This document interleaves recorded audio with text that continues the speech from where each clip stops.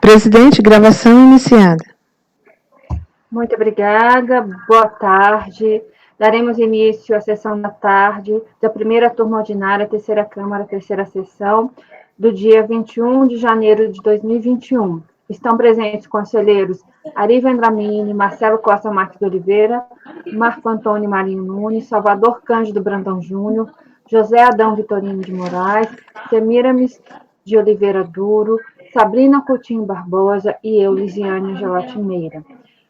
Agora, no período da tarde, nós vamos retomar o julgamento dos itens 58 a 60, que nós interrompemos em função do horário, estamos retomando agora. Eu peço, por favor, ao apoio que convoque o advogado patrão, doutor Abelardo. Ok, presidente, farei a convocação. Ok, presidente, farei a convocação. Muito obrigada. Marcelo, você levantou a mão ou foi impressão minha?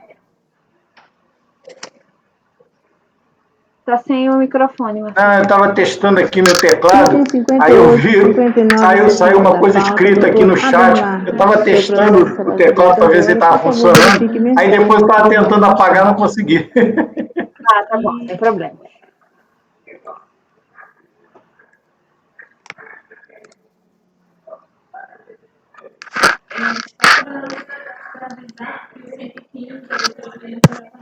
Patrono convocado, presidente. Muito obrigada, Ana.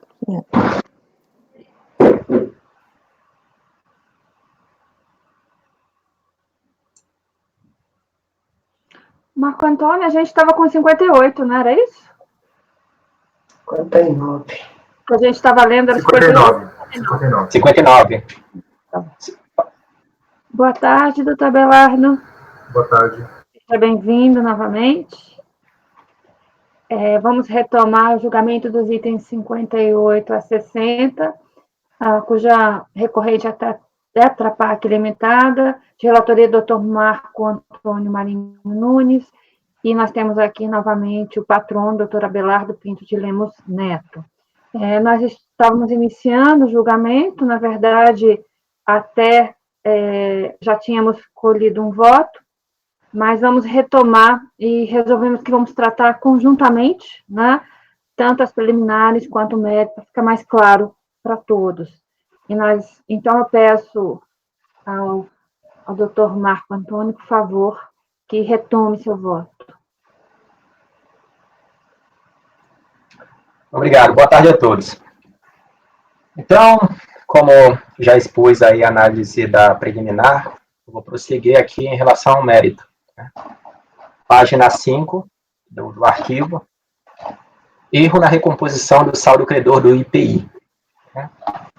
Nessa parte do recurso voluntário, a recorrente A2, que não considerou créditos decorrentes de operações de entrada com CFOPs 199, 232, 299 e 312, ou seja, devoluções de vendas, outras entradas não especificadas e compras para comercialização, ainda que registradas no livro de apuração do IPI. Né? Então, não poderia a Receita Federal considerar como débitos, no quadro constante do despacho decisório, né, do correspondente processo administrativo, aqueles referentes às saídas com CFOPs 512 e 612. Né? Então, eu vou passar aqui é mais, estou delineando ainda mais essa questão. Passando para a página 6, eu destaco que a glosa, né, constante do despacho decisório foi parcialmente, porque, segundo a unidade de origem, decorreram de compra dos insumos inerentes a esses citados CFOPs 199, 232, 299 e 312, né? Ou seja, referentes a aquisições de insumos destinados à comercialização, ativo permanente e qualquer outra situação que não integrava o processo produtivo da recorrente, haja vista que não se subsume ao conceito de aplicados na industrialização. Aí eu coloquei aqui o trecho do despacho decisório, onde foram extraídas essas afirmações, né, em que está aqui transcrito como foi que a fiscalização apurou aqui, chegou nessa redução do saldo credor, ó, não entram no cômputo do ressarcimento da compensação os créditos de IPI destacados nas compras dos insumos com os seguintes códigos CFOPs: 199, 232, 299 e 312. Até a planilha logo abaixo da página 7, né, em que há um confronto entre esse valor de 2.417.106,56 e do outro lado aqui nas saídas 618.732,52. Então, a diferença entre um e outro daria esse valor aqui que foi reconhecido pela unidade de origem, 1.798. Então, eu prossigo aqui com a análise dizendo: não obstante os fundamentos apresentados pela autoridade administrativa responsável pelo exame do pleito, né, despacho decisório, especialmente as folhas 450 e 451, trecho a ser mais reproduzido, constata-se do teor da planilha de cálculo, objeto do referenciado despacho, que o direito creditório foi apurado de forma diversa à fundamentação. Com efeito, o saldo do IPI a ressarcir foi objeto de simples diferença entre o crédito de IPI pela aquisição de insumos utilizados no processo produtivo, né, apurado na tabela aqui, demonstração das operações de crédito de IPI entradas, em que constam esses CFOPs 111, 211, 212, e aqui o valor do IPI nas saídas dessas mercadorias, né, na tabela 3.3. São duas tabelas, uma para entrada e outra para saídas, em que estão expostos aí os débitos referentes, né, aos CFOPs 512, 595, 612, 631 e 699. Né? Aí, na verdade, tal apuração, eu estou aqui continuando, nada mais é do que a reprodução da tabela 3.4 do sujeito passivo, né, acostada à folha 90 serializados, o qual não representa o cálculo pela interessada do imposto passível de ressarcimento, mas unicamente o atendimento à intimação 140 de 2005, né, onde a autoridade fiscal exige a declaração no layout prescrito, qual seja reproduzido nesse despacho decisório. Então, a fiscalização, aqui eu estou esclarecendo essa parte, desse parágrafo aí, a fiscalização solicitou a recorrente, diz: olha, apresenta a planilha com os créditos, sem esses CFOPs, e apresenta com os débitos, englobando todos os CFOPs. A recorrente apresentou. Aí a fiscalização foi e fez o confronto. Esse MLZ está lá, 1.700. Né? Aí eu vou passando aqui, porque tá bem repetitivo essa parte seguinte. Eu vou lá para a página 8, né, que, analisando o registro de apuração do IPI, percebo que incorreram em equívoco tanto a fiscalização quanto a contribuinte. Agora eu vou explicar aqui qual foi a minha análise sobre esse trabalho aí que a fiscalização fez e também que a recorrente fez. Né? O valor correto a ser ressarcido é o saldo credor apurado na escrita fiscal da contribuinte ao final do primeiro trimestre de 2012, no valor de R$ 2.190.556,01. Né? Ora, uma vez consideradas todas as saídas dos produtos, haveria que se considerar também todas as entradas, né, nesse confronto de débito e crédito e débito. A lógica da sistemática, penso, seria a uma: não permitir que créditos oriundos de operações não afetas à industrialização própria fosse objeto de ressarcimento, né, e a duas, priorizar a utilização dos créditos de aquisição de insumos inicialmente na compensação realizada na escrita fiscal. Assim, o valor a ser ressarcido corresponde ao saldo credor apurado na escrita fiscal, considerando todas as entradas e todas as saídas, tomando-se, aqui está destacado, o cuidado de se averiguar se o valor é inferior ou igual ao total dos créditos decorrentes de aquisição de insumos. Esse crédito não pode superar os decorrentes de aquisição de insumos aplicados na industrialização. Dessa forma, para se evitar o ressarcimento de créditos não admitidos pela INSRF número 33 de 99. Aí eu explico aqui qual foi o equívoco que eu constatei em relação ao pleito da recorrente, né, em relação a esse valor, que ela chamava 2.300.000. Constante se verifica a folha 116, após apurar o saldo credor do período, né, lá na escrita está 2.190.546,01. A recorrente solicita como ressarcimento de créditos o valor de 2.300.000 e não aquele saldo. Eu estou explicando por que ela solicitou esse 2.300. A diferença aqui, esse de 109.453,99, como se pode observar a escrita fiscal, acaba por advir de créditos do primeiro decêndio de abril de 2002, ou seja, esse 109 equivale ao primeiro decêndio, ao crédito do trimestre seguinte. Como eles ficavam ali no mesmo quadradinho, né, e nesse quadradinho ali tem um somatório, ela pegou esses 2.300 e pleiteou o ressarcimento. Então, assim, além do valor, né, que foi já reconhecido pelo despacho decisório de 1.798.374,04, deve ser reconhecida ainda essa diferença, né, de 392.171,97, totalizando o valor de 2.190.546,01, que corresponde ao saldo credor apurado na escrita fiscal do contribuinte, inferior ao total dos créditos decorrentes da aquisição de insumo. Tá? Aí, dessa forma, o saldo passivo de ressarcimento, calculado e escriturado corretamente, corresponde a esse valor de 2.190.000, conforme demonstrado na tabela abaixo, onde estão indicadas as folhas do processo eletrônico correspondente, dos lançamentos e respectivos valores do registro de apuração do IPI.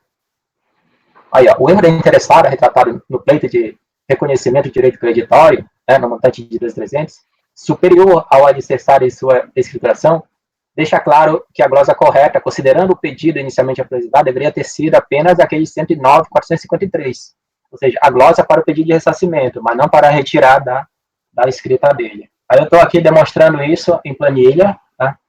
Aqui descende a descende no trimestre, para chegar a essa conclusão aí. Obtive essas informações lá do livro de registro de apuração da recorrente, em que tem esses códigos todinhos lá, tá? Tem a soma, tem valores, tá, em relação às entradas e saídas.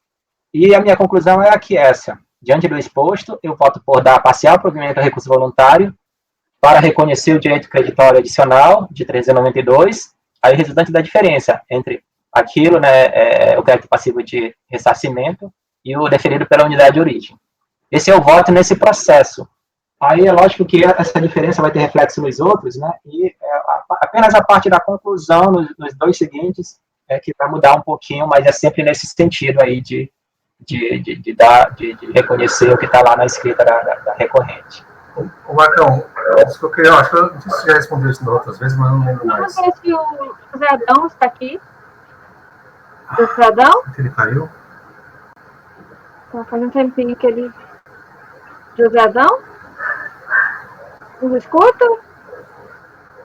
Para mim ele está apagado aqui. Para mim ele está cinza. Eu vou tirar o e vou aguardar o retorno. E até que ver até que ponto aí eu vi, ó.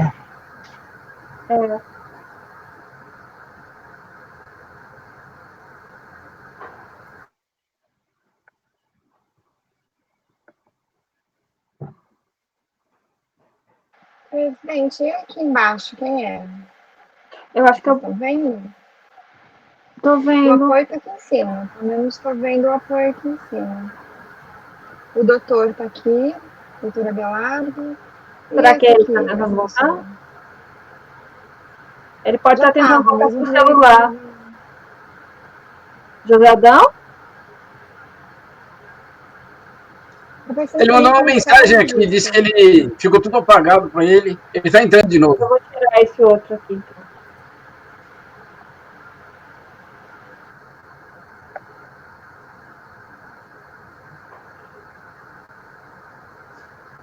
Doutor José Adão? Ok. É que apagou tudo, só ficou a minha janela ativa e vocês voltaram aí e eu continuei. Agora eu desliguei, entrei de novo. Aconteceu comigo ontem isso também, tudo apagou e eu fiquei sozinho. Até que parte do voto o senhor acompanhou, José Adão? Eu acompanhei até o parágrafo, até a folha 7 aí. Até a folha 7. Quando ele falou da folha 7 aí, sobre a tabela reproduzida do próprio contribuinte. Tá certo, então. Eu posso prosseguir, então, a partir daí. Tudo bem, Domingo? Tá certo. Então, pronto, tem a tabela aí, que tá, essa tabela, ela tá lá no despacho decisório, né? E eu estou fazendo análise sobre ela. Não obstante os fundamentos apresentados pela autoridade administrativa responsável pelo exame do pleito, né? Constata-se do teor da planilha de cálculo objeto do referenciado de despacho que o direito creditório foi apurado de forma diversa à fundamentação aduzida. Com efeito, o saldo do IPI a ressarcir foi obtido pela simples diferença, né, entre o crédito de IPI pela aquisição de insumos utilizado no processo produtivo, aí tem os CFOPs aí respectivos, né, 111, 211, 311, e o valor do IPI nas saídas de mercadorias. Aí o CFOPs, né, relacionado a essas saídas. Na verdade, tal apuração nada mais é do que a reprodução da tabela 3.4 do sujeito passivo. Né? O sujeito passivo aqui, apenas para esclarecer, doutora, ele apresentou lá as tabelas no layout solicitadas pela fiscalização. São 3, né? Uma relacionada aos créditos, uma aos débitos, né? E outra aqui, que é justamente essa aí, que foi reproduzida no despacho decisório. Né? A qual não representa o cálculo pela interessada do imposto passivo de ressarcimento, mas unicamente o atendimento à intimação 140, né? As folhas 49 a 51, onde a autoridade fiscal exige a referida declaração no layout prescrito, qual seja reproduzido no despacho decisório na tabela 3.4. Aí, em seguida, eu disse que eu ia passar adiante, porque esses parágrafos seguintes aí, nada mais são do que exposição a mais sobre esses mesmos fatos aí. Então, indo para a página 8, aí, analisando o registro de apuração do IPI, eu percebo que incorreram em equívoco tanto a fiscalização quanto o contribuinte. Aí eu digo que o valor a ser ressarcido é o saldo credor apurado na escrita fiscal da contribuinte ao final do primeiro trimestre de 2002. E nesse valor aqui, ó, 2.190.546,01. Né? Pois, uma vez considerada todas as saídas dos produtos, haveria que considerar todas as entradas também. Aí eu estou dizendo por que eu utilizei essa lógica, né? Seria não permitir créditos oriundos da operações não afetas à industrialização se próprios fosse objeto de ressarcimento, e a 2, priorizar a utilização dos créditos da aquisição de insumos, inicialmente a compensação realizada na escrita fiscal. Aí, o valor a ser ressarcido corresponderia ao saldo credor apurado na escrita fiscal, considerando-se todas as entradas e saídas e tendo cuidado de averiguar se o valor é inferior ou igual ao total de créditos decorrentes da aquisição de insumos, para se evitar ressarcimento de créditos não admitidos pela IN 3399. E eu agora passo a esclarecer o equívoco do contribuinte. Consoante se verifica a folha 106, após apurar o saldo credor do período, né, o contribuinte solicita como ressarcimento de créditos o valor de 2.300.000, né, não aquele. Essa diferença aí de 109.453, ela advém de créditos do primeiro decêndio do trimestre seguinte, de 2002, do segundo trimestre. Primeiro decêndio de abril de 2002.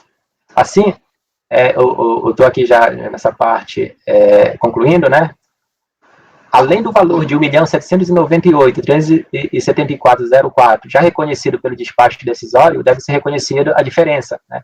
392.171,97, totalizando 2.190.546,01, que corresponde ao saldo credor apurado na escrita fiscal do contribuinte e inferior ao total de créditos decorrentes da aquisição de insumos.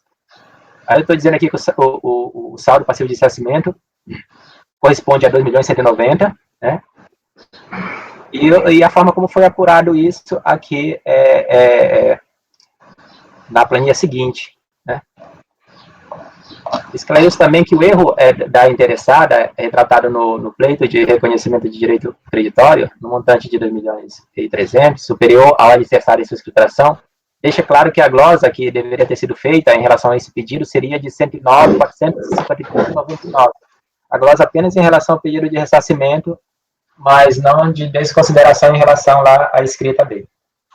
Então, a minha conclusão é de dar parcial provimento ao recurso voluntário para reconhecer esse crédito adicional de 392.171,97, que resulta da diferença entre 2.190.546,01, crédito passivo de ressarcimento, e 1.798.374,04, crédito deferido pela unidade de origem.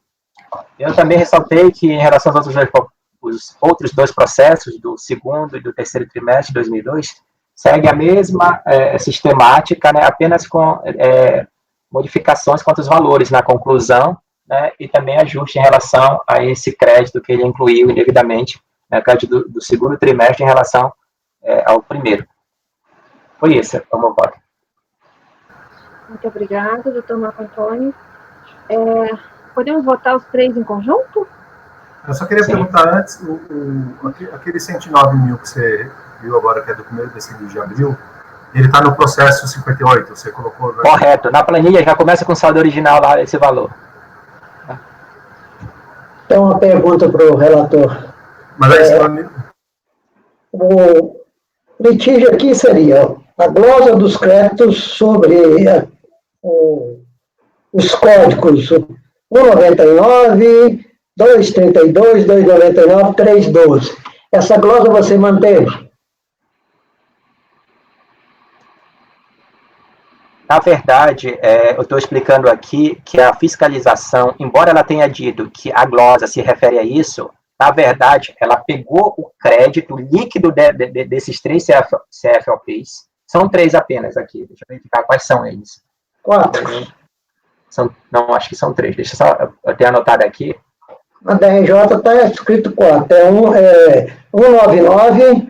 Isso, 4. 199, 232, 299, 312. Pronto. A DRJ disse, a glosa é disso. Mas, na verdade, a fiscalização, ela pegou... A fiscalização também disse que glosou isso.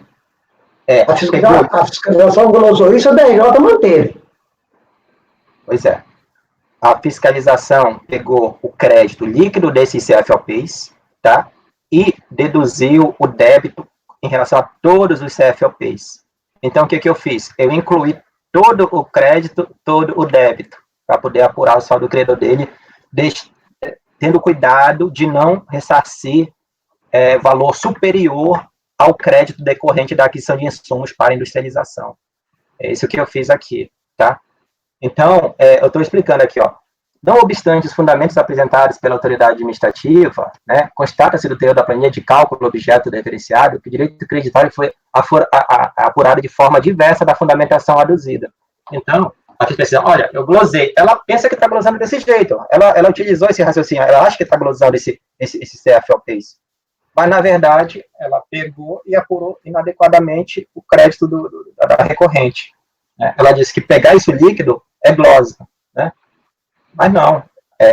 Na verdade, tem que pegar o crédito dele todo, fazer o batimento com débito dele, de todas as operações, e então apurar esse valor de saldo credor e verificar se é ressarcível ou não. Foi isso que eu fiz aqui. Em suma, você então, nesse cálculo que você fez aí, não está reconhecendo crédito sobre esses CFOPs aí. Isso, eu estou esclarecendo que foi esse equívoco cometido pela fiscalização e dizendo a forma como deveria ter sido apurado esse crédito. Pois é, na forma que você apurou, esses créditos não estão sendo considerados, quer dizer, essas contas não geraram crédito. Estão sendo considerados, isso. Sim, então, eles não geraram créditos. Eles foram excluídos. Excluídos da apuração do saldo.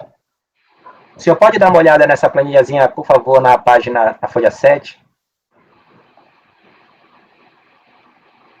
Tá? Aí na folha 7 tem essa planilha aí. Sim. Aí na folha 7, tá? Tem as entradas. Essas entradas aí, ó, tem só entradas com esse valor de 2.417, com os CFOPs 111, 211 e 311. Não tem esses outros CFOPs. Aí no débito, nas saídas, tem CFOPs 612, 512, 699, 631, 595. Ou seja, tem tudo. Tá? Aí o que eu fiz? Eu ajustei a entrada. Volta a colocar aqueles que ela retirou daí, porque ela já pediu para a recorrente apresentar a planilha dessa forma, sem aqueles CFOPs. Né? Apenas com 3 CFOPs. Aí eu disse, nada disso, tem que apresentar completa, da forma como foi escriturada lá pela recorrente no livro de registro de apuração, né? Agora, é lógico que o ressarcimento não pode ultrapassar 2.417, porque esse é o valor limite para ressarcimento a título de IPI, com base na legislação aí que foi pleiteado o ressarcimento. Não sei se deu para entender, porque é uma questão muito matemática, né? E a fiscalização não facilitou muito o entendimento. Então, na motivação da fiscalização, ela diz, olha, eu glosei esses dados, mas na apuração isso aí está equivocado, porque se ela teria que fazer isso, ela teria que ajustar a parte do débito, assim, no mínimo, né, que eu acredito que não seria o correto, esse seria o argumento da recorrente, o correto mesmo é considerar tudo e no final verificar como ressarcível o valor que não ultrapassasse 2.417.106. Foi isso que eu fiz. Você citou os outros processos aí desse mesmo contribuinte no seu voto aí. Aí eu consultei esses processos, que é a mesma matéria, em que lá eles a outra turma lá, o que eles fizeram? Eles realmente reconheceram que não há direito a crédito sobre esses códigos aí, CFOP, esses 4 aí, e eles tornaram os débitos, o batimento, quer dizer, os débitos que a fiscalização tinha considerado, e a DRJ também, aumentando os débitos correspondentes ao CFOP 512 e 612, que é sobre produtos de revenda, e a favor do contribuinte. Então, a decisão dos outros foi, realmente o CFOP 1,99, esses 4 aí não gera crédito, mas ele tem direito também de tirar, estornar o débito que foi feito sobre o CFOP 512 e 612. Eu imagino que a sua decisão aí, que você também citou que está utilizando mais ou menos o fundamento dos outros processos, que o resultado final também seu tenha sido isso. Não implica reconhecer os créditos sobre esses 4 CFOP e reconhecer que ele tem direito de estornar dos 2 aí, 512 e 612. Com esse entendimento eu vou dar meu voto.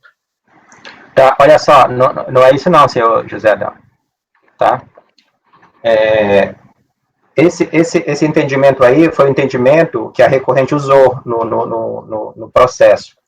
Vamos lá, pegar isso e distribuir em 4 bloquinhos, tá? 4 bloquinhos. 2 de crédito aqui, 2, e 2 de débitos, tá? Então, 2 de créditos são esses que foram que a fiscalização de desrigorosou, né? Compras para revenda, ativo permanente, que fala que desrigorosou. E os vinculados à industrialização.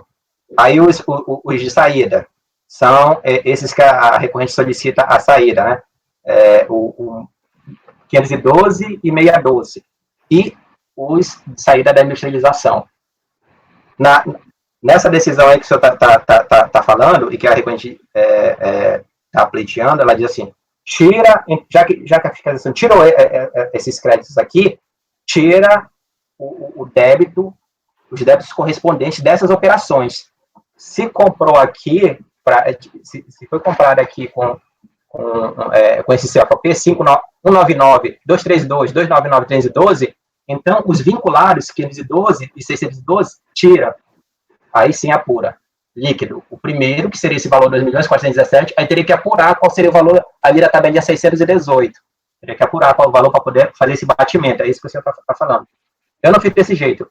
Eu peguei todo o crédito, todo o débito, fiz a diferença e, é lógico, estou autorizando aqui, reconhecendo o ressarcimento, desde que não ultrapasse esse valor aqui de 2.417. É isso que eu fiz. Então, sim, mas o litígio em si, o direito aos créditos que ele apurou sobre esses 4 CFOP, que a fiscalização, a autoridade administrativa falou que não havia direito sobre esses 4 CFOP, e a DRJ manteve, diz que então não tem direito, e a outra parte seria a exclusão, o estorno do 512 e do 612. Pois é, senão eu tenho que votar, não sei como que eu vou conduzir meu voto, porque o litígio é esse daí.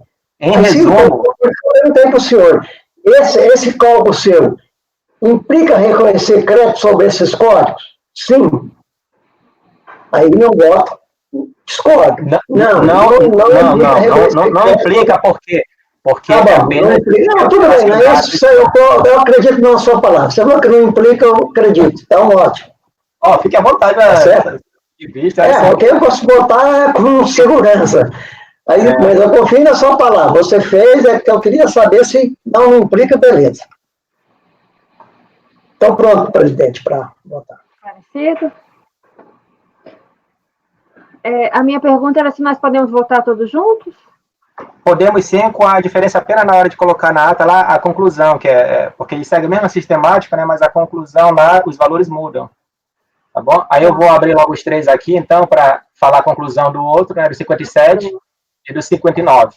Tá? Por favor. Deixa eu falar logo do 57.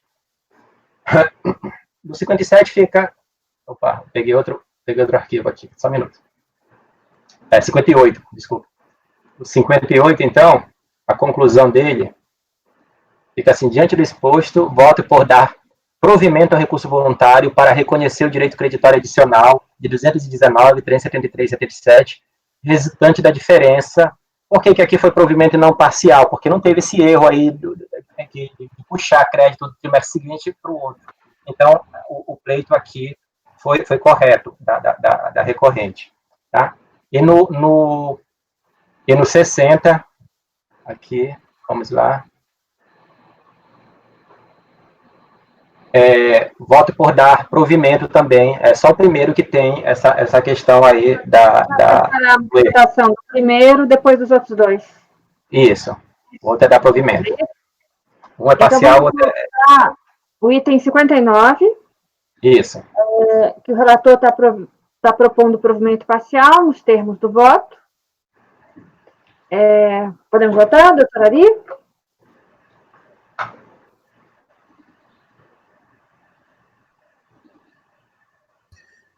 Eu li novamente aqui o voto do Dr. Marcos, gostei muito. Parabéns, Dr. Marcos, seu trabalho foi primoroso.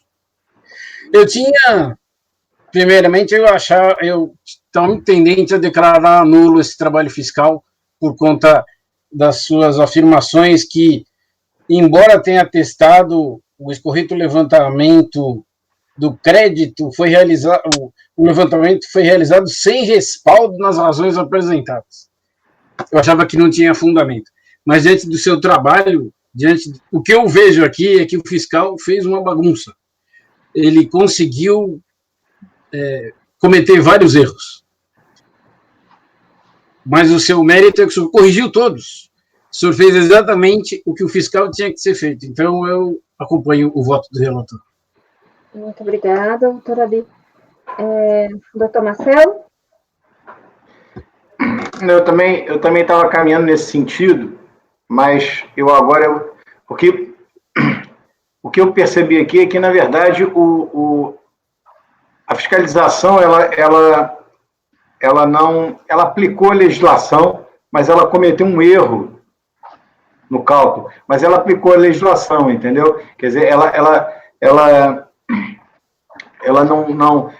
não foi como um caso que eu citei de manhã, em que o critério a legislação determina que o cálculo do IPI a pagar, né, é feito por meio do cotejo entre débitos e créditos, e a fiscalização pegou só os débitos e cobrou. Então, eu acho que aí existe um vício material insanável, você tem que o ato administrativo é nulo. Esse caso aqui não foi isso, ele aplicou a legislação, só que ele, na hora dele fazer o expurgo das operações que não podem gerar ressarcimento, ele fez de um lado só, provavelmente ele cometeu um erro, entendeu?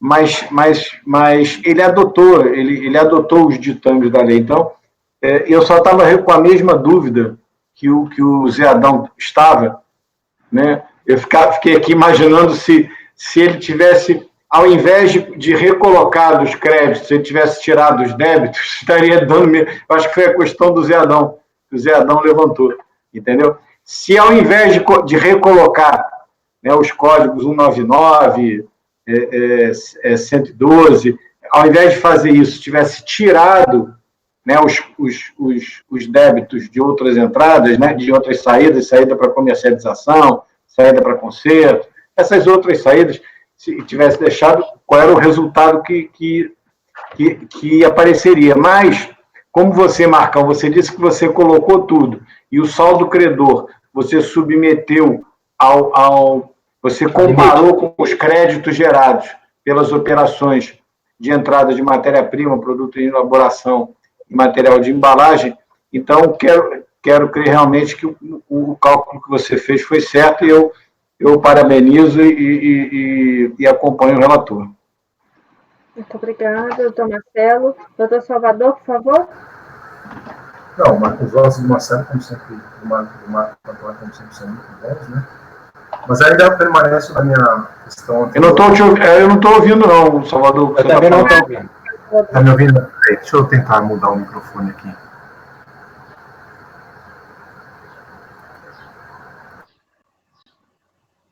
Estão me ouvindo agora?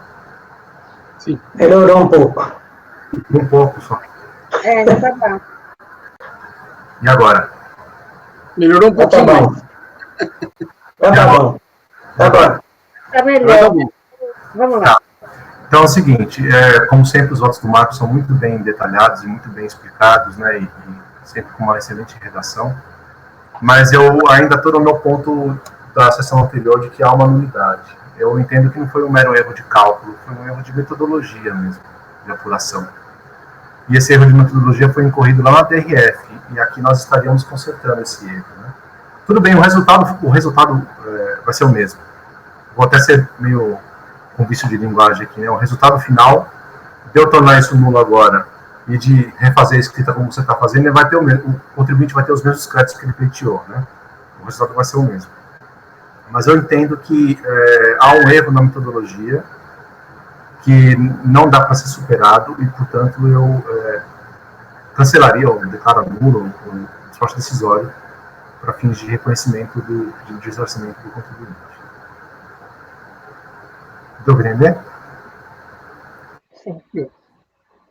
Muito obrigada, doutor Salvador. Doutor José Adão? Eu acompanho o relator.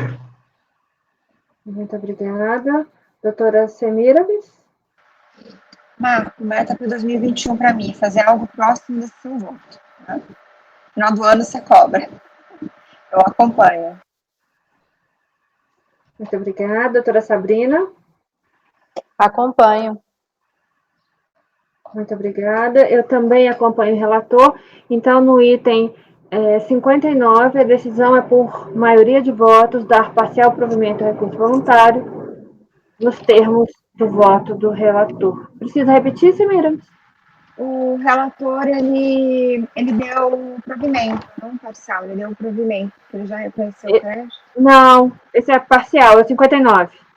59 é parcial. Eu vou repetir aqui. A decisão foi por maioria de votos por dar provimento parcial ao recurso voluntário para reconhecer o direito creditório adicional de 392.171,97, resultante da diferença entre 2.190.546 e 1.798.374,04.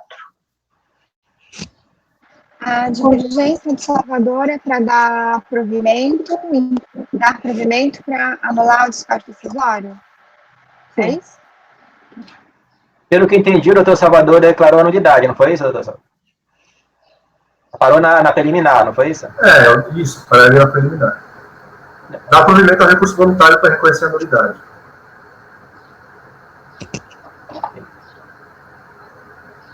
Vocês estão me escutando? Então.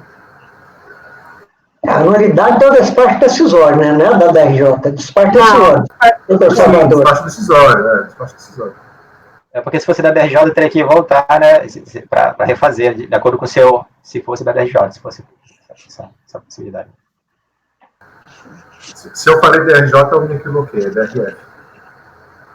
Despacho decisório lá do início. A gente está acostumado, Salvador, não esquenta, não. Ele não errou, não.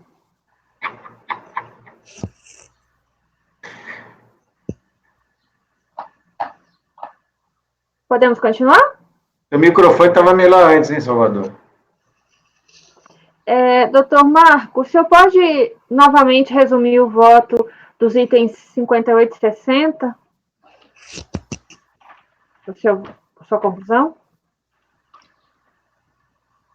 Está sem voz. Nós vamos iniciar, então, o julgamento dos itens, a votação, né, dos itens 58 e 60. Eu peço ao relator para repetir aqui sua conclusão de cada um deles. No 58, a conclusão é a seguinte: diante do exposto, voto por dar provimento ao recurso voluntário para reconhecer o direito creditório adicional de 219.373,77, resultante da diferença entre 1.847.000 e 1.627.626,23 centavos. Muito obrigada, doutor Marcos. Então, a proposta do relator, o voto... Esse daí é 58. 58. Serão os dois ou só um? Vamos botar os dois já. Tá. Então, no 60, a conclusão. Diante do exposto, voto por dar provimento ao recurso voluntário para reconhecer o direito creditório adicional de R$ 509.078,50, resultante da diferença entre R$ 2.190.546 499.000, crédito passivo de ressarcimento pleiteado, e R$ 1.989.921,50, crédito deferido pela unidade de origem. Muito obrigada, doutor Marco Antônio. Então, nós passamos agora a votação dos itens 58 e 60, cuja proposta do relator é dar provimento ao recurso voluntário. Doutor Ari? Acompanho o relator. Muito obrigada. Doutor Marcelo?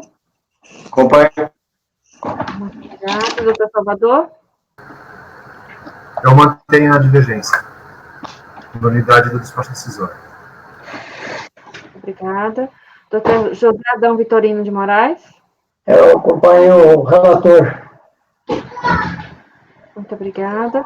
Doutora Semiramis? Eu acompanho o relator nos dois processos, presidente. Obrigada. Eu também acompanho o relator nos itens 58 e 60. Então, a decisão é, por unanimidade de votos, dar provimento ao recurso voluntário em ambos. Com isso, encerramos o julgamento dos itens 58 a 60. Agradecemos aqui a participação do doutor Abelardo. Obrigado, presidente. Só uma dúvida. A votou nesse último processo?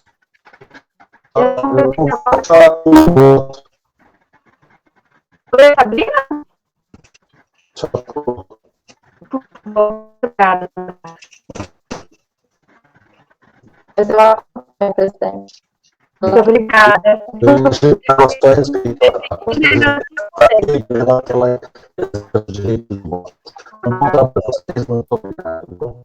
Obrigada, obrigada. Presidente, está chamando a senhora. Presidente? Travou aqui. Por favor. Só um minuto, por favor. Não estou lhe ouvindo. Só um minuto, por favor. Caiu. Presidente, eu preciso, se a senhora estiver me ouvindo, eu preciso encerrar a gravação.